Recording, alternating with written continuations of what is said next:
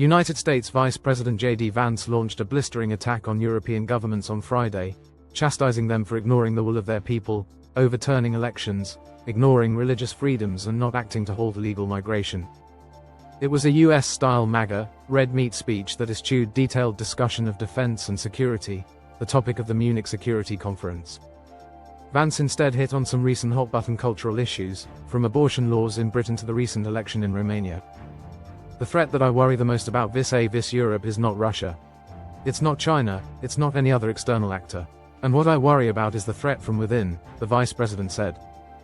The retreat of Europe from some of its most fundamental values shared with the United States of America. It was clear that this is a very different administration from the transatlantic White House of former President Joe Biden. In Washington there is a new sheriff in town, and under Donald Trump's leadership, we may disagree with your views, but we will fight to defend your right to offer it in the public square. Agree or disagree, Vance said, adding, dismissing people, dismissing their concerns, shutting down media, shutting down elections, protects nothing.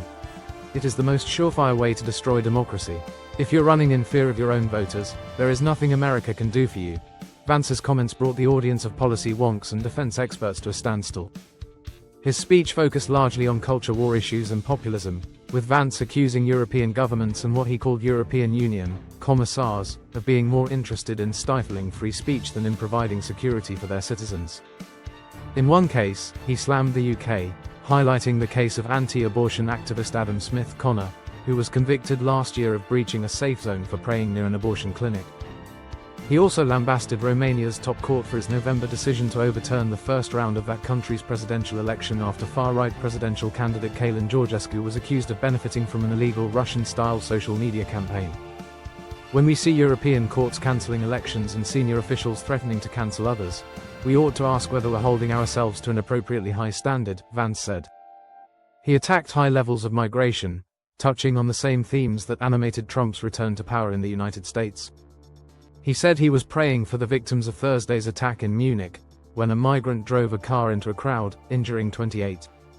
How many times must we suffer these appalling setbacks before we change course and take our civilization in a different direction? Vance said, adding that the number of immigrants from non-EU countries who entered the bloc doubled from 2021 to 2022. This was the result of a series of conscious decisions made by politicians all over the continent, Vance said. Taking an absolutist view of free speech, Vance said, I believe deeply that there is no security if you are afraid of the voices, the opinions and the conscience that guide your very own people. Stunned reaction. The speech caused consternation in Munich, where the audience had been expecting some clarity on the US administration's recent confusing comments on reaching a peace deal in Ukraine, its views on Russia, and whether US troops will be pulled out of Europe. Nuts, was the reaction of former US Ambassador to NATO Ivo Dalda. It's not the kind of language you would expect in the 21st century and certainly not from the US Vice President at Europe's most important security conference, he told Politico. Dalda said Vance also missed an opportunity to explain the Trump team's positions on Ukraine talks with Russia. All he said is we believe there should be a peace at some point and that's it. The question of territories and borders, the question of security guarantees, the question of sanctions and their future, the question of support for Ukraine and its future was not mentioned at all. But not all found the speech so objectionable. Elon Musk, Trump's billionaire advisor, was ecstatic, posting on X, "Make Europe great again.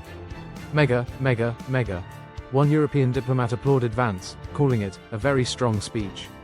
Many will not like it. Many will silently agree with him but will choose not to express it.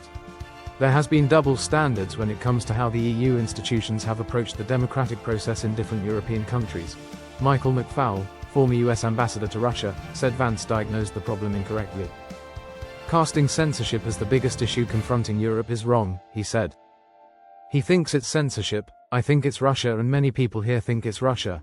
Vance's speech comes at the tail of a week of confusion and frustration in Europe, after Defense Secretary Pete Hegseth surprised allies by saying that Ukraine cannot return to its pre-invasion borders and ruled out Ukraine's future membership in NATO.